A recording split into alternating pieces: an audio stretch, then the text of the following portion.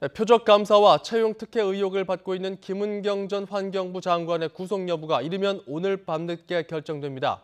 현 정부 출신 장관의 첫 구속 여부가 달린 만큼 오늘 영장 심사 결과에 관심이 집중됩니다. 법원 연결합니다. 박기환 기자.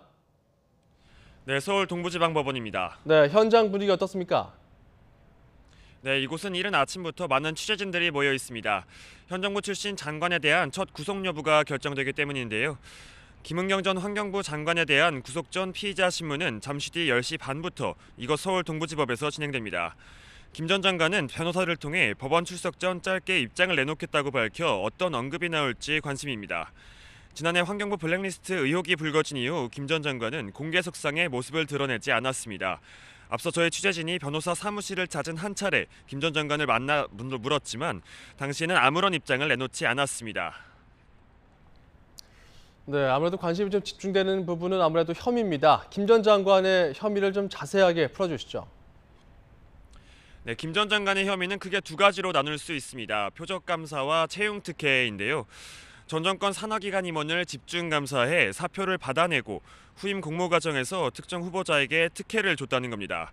검찰은 김 전 장관이 앞선 조사에서 혐의 대부분을 부인했고 현 정부 장관으로 증거인멸 우려가 있는 만큼 구속 수사가 필요하다고 주장할 것으로 보입니다.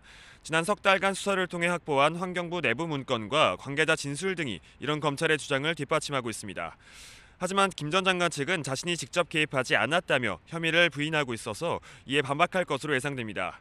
앞서 검찰은 청와대 행정관 2명도 불러 조사를 벌였는데요. 김 전 장관의 구속 여부에 따라 청와대 등 윗선에 대한 검찰 수사도 적지 않은 영향을 받을 것으로 보입니다. 만약 김 전 장관의 구속영장이 발부될 경우 환경부 블랙리스트 의혹이 제기된 이후 첫 구속 사례로 윗선 수사도 탄력을 받게 될 것으로 보입니다.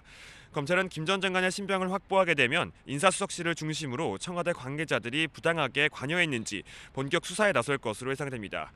김 전 장관의 구속 여부는 이르면 오늘 밤 늦게 결정될 것으로 보입니다. 지금까지 서울 동부지방법원에서 YTN 박규환입니다.